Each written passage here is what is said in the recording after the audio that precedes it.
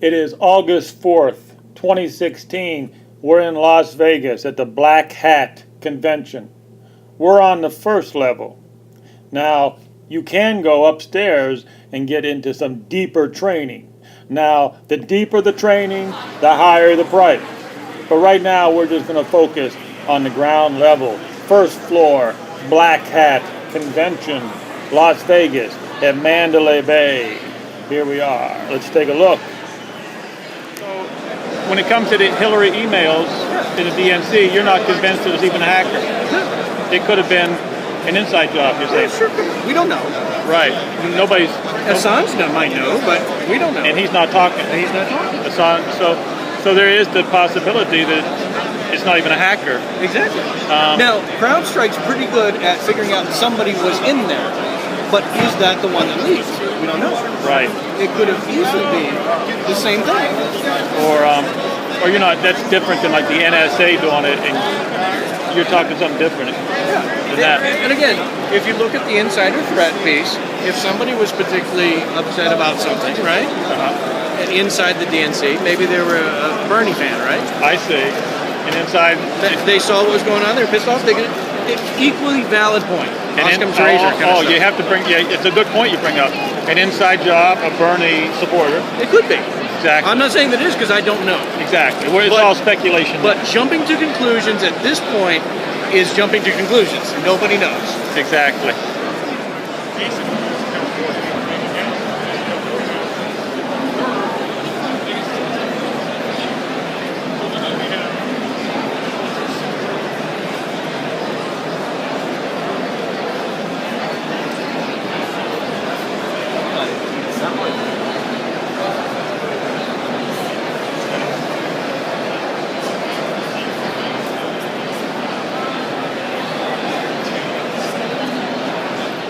How you doing?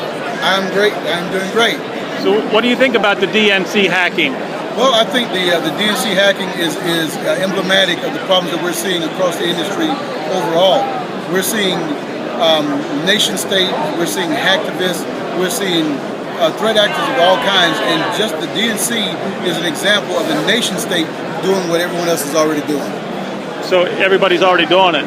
Everyone's already doing it, but it presents a problem for organizations large and small, whether you're a mom and pop shop, whether you're an enterprise, whether you're a government, you still need to make sure that you have some solid security in place. You have to have security practices, security policies. You need to have a real solid program in place to deal with these threats, because it's not a matter of if, it's always a matter of when. And you think the government needs to take it more serious, is what you're saying? Well, I think the government not only needs to take it more seriously, but I think they really need to invest real resources into it, because information technology is a matter of people, processes, and technology. Exactly. And so we're throwing dollars at it, but not investing in the people. We need more talent. You're saying more talent. We need more talent, yes. And not just dollars, but we need more talent. We need to throw dollars at talent. Exactly. Yes. But thanks. We need to throw more dollars at talent and not just at technology. Exactly. Because you need talent to make the technology work as it's been designed to do. Because 100% of all organizations that's been breached, most of the ones like Target, Home Depot, they were 100% compliant with PCI or whatever they needed, but they still got breached. And the reason is because compliance is not security. Compliance and security are not synonymous. I see. You got to take that extra step. You have to take that extra step. Well, thanks a lot, Elliot. Right? Yes, Elliot. Thank you, Elliot. Hello.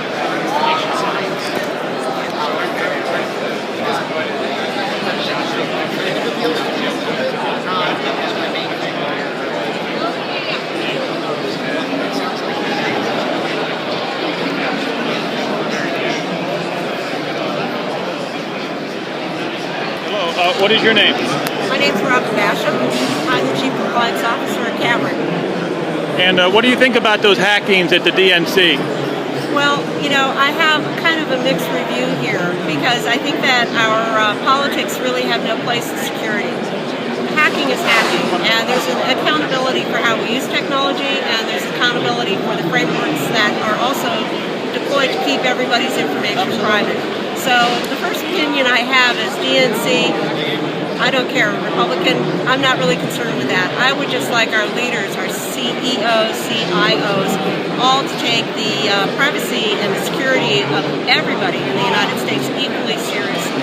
Take it more serious, huh? Absolutely. So that's your main concern, is they're not taking it serious enough. Absolutely, and I'm going to go on record as saying I do support the Democratic Party, so I don't want to be perceived as hypocritical about this. Right. But there is an attitude in the security world that where you see leadership saying, okay, but that's for everybody else, it's not for me. Right. And we really have to call that out, and we have to stop that. All leaders need to take accountability. It doesn't matter how high up you are in the food chain. Well, thanks a lot. No problem.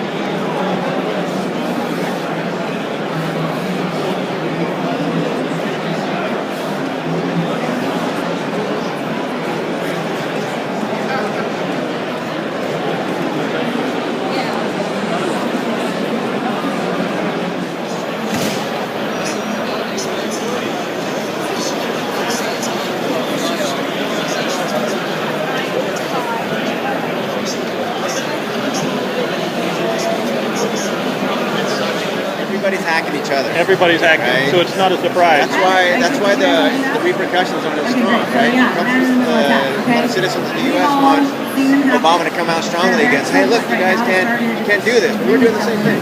We're doing the same thing. Okay.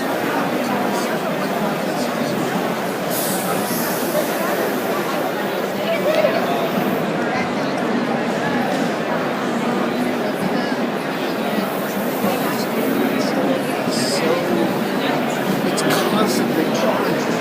It's like innovative.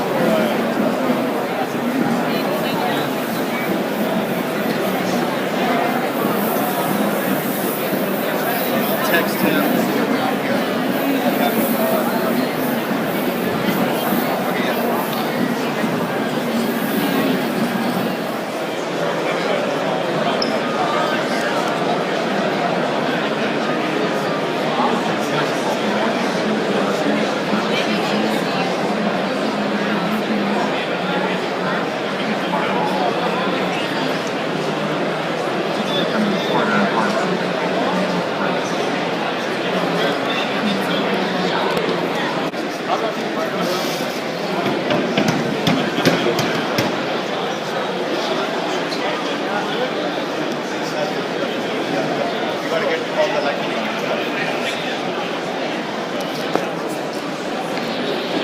Basically, someone trying to access like Selenium and go through and try and scrape someone's website.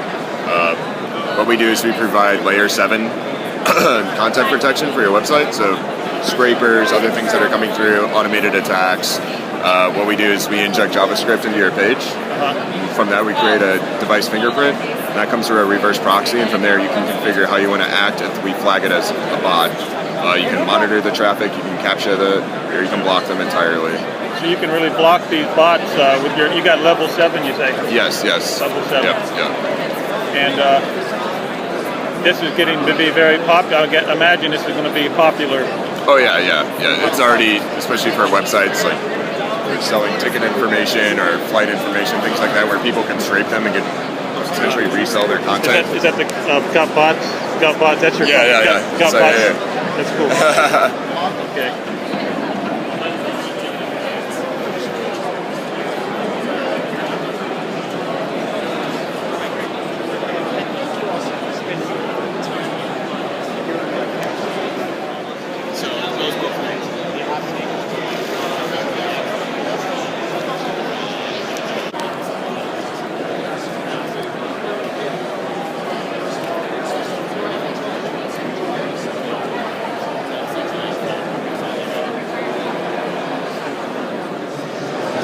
Hello there. How you doing?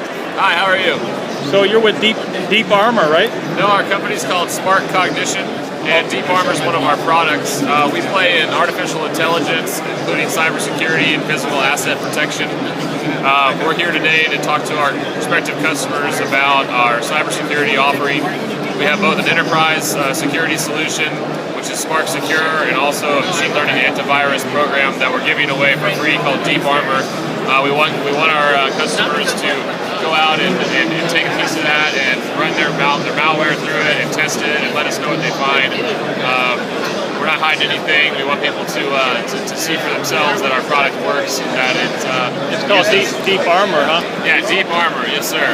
Is that got an artificial intelligence connection to it? Yes, it does. So artificial intelligence incorporates a lot of different things, including machine learning and natural language processing, both of which we use in our products to provide cognitive analytics, which is kind of a buzzword, but at its essence what we're talking about is we're giving human-like capabilities to software programs to be able to both detect threats using anomaly detection and also to assess the level of a threat using natural language processing, and to go out on the internet, read context about a given threat, and then understand that context and determine the sentiment, whether or not we believe a threat to be of greater confidence that it's actually a threat, or if it's just a standard anomaly that's benign. So we're using the machine learning and the natural language processing, as well as the classification and automated model building, which are all a number of AI techniques that we develop in-house to provide cybersecurity to our enterprise clients. Now, how long have you had this Deep Armor? We actually launched Deep Armor itself, which is our free download at the show yesterday to the wider audience. Our Smart Secure product's been available for over 2 years. Our company's been around about 3. Like I said, we also play in cyber physical assets. We do a lot of work on wind turbines and all kinds of power plant infrastructure, pumps, oil and gas operations. Basically there, what we do is asset failure prediction, condition monitoring, optimization.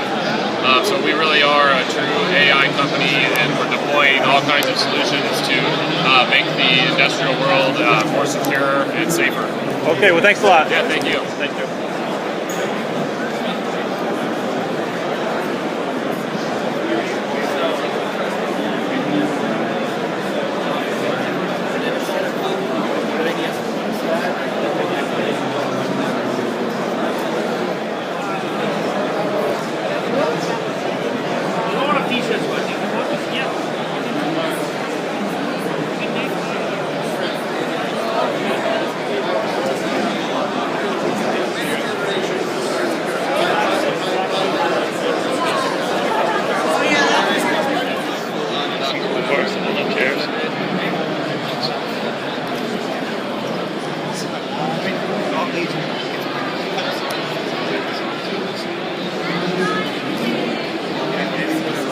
You guys have any opinions on the DNC hacking? The hackers at the DNC have any opinions on that?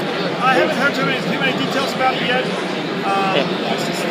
Like anything, it's a lack of visibility that is, the issue. If they knew what was going on, they would have been able to stop it. It went on for so long because they didn't have any visibility.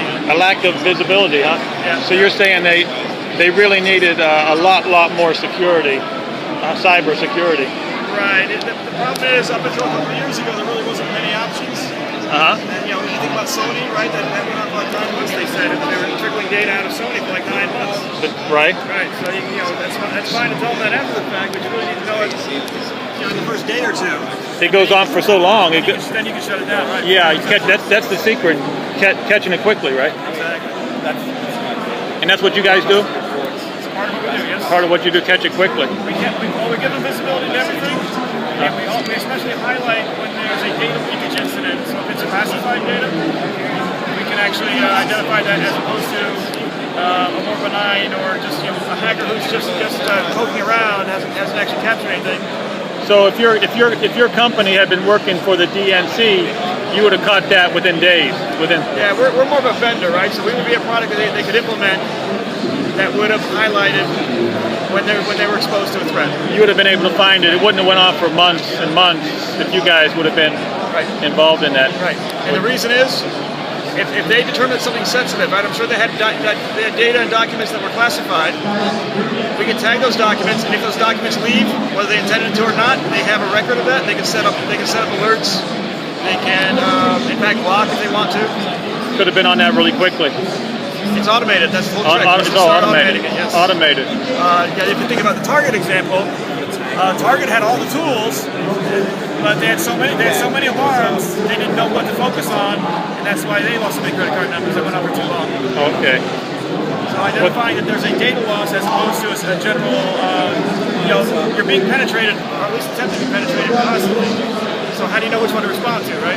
Right. So I mean, you're being, like you say, you're being penetrated constantly, but you got to be able to identify it. You've got to identify when it's become exposed data, right? When your confidential data is being exposed. Okay. Well, thanks. Well, thanks a lot. Sure. Okay. The way you're going to get in on that is a really short survey. Next. Hey, Kizzy, do you have the survey? You got the survey. Oh, you both got it. Oh, Renata's got one too. So head to either one of them. They're waving devices around. You can take that survey really, really quickly. As soon as they're done, I'll just come back, give some quick thanks, and send you all for the shirts. But again, we're so glad that you guys are here. We're going to let's go ahead and give it a shot. Get started. Ooh, cookies. There you go. And I'm going to give this back over to you. Thank you. Appreciate you guys taking the time to sit with us. So the concept here is I want to ask you guys a few questions about keys and certificates, and see if you guys are as smart as the bad guys are out there that are using keys and certificates to weaponizing them and attacking our industry, our networks. So first off, I'm Gina. I work with Verify as a marketing manager, and Verify has a platform to help you control, secure, and protect the entire life cycle of all keys and certificates inside the network.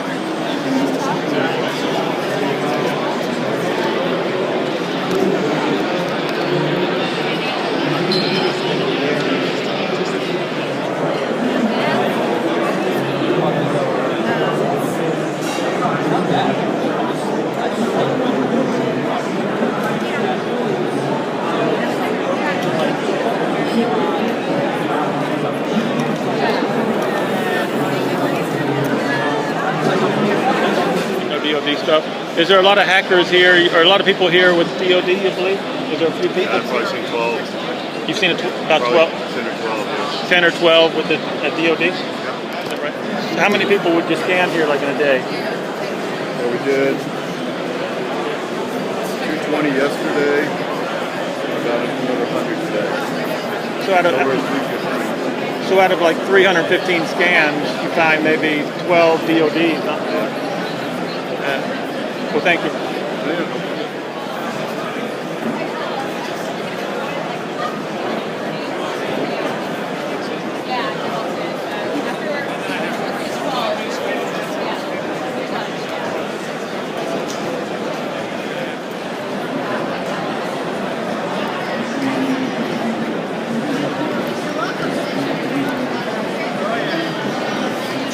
We do an incredible amount of work to make sure that we're tracking the actors that are out there, that we understand who those actors are, what malicious activity they're used to doing, and that we have a good handle on their methods and how they're working, what they're shutting down, what they're starting up.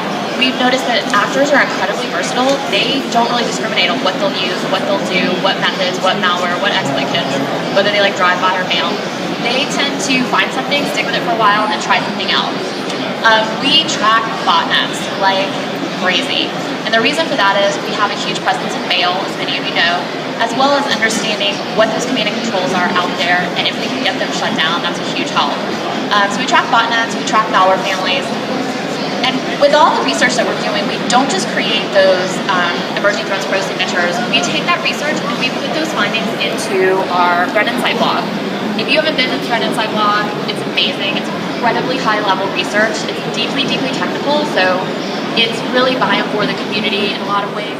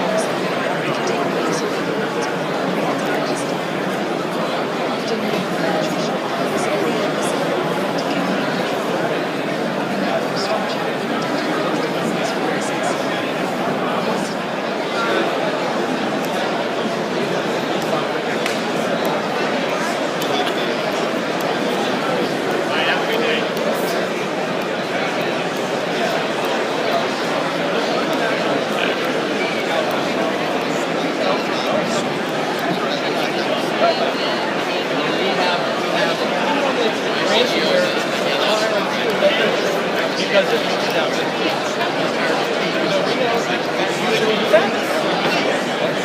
what applications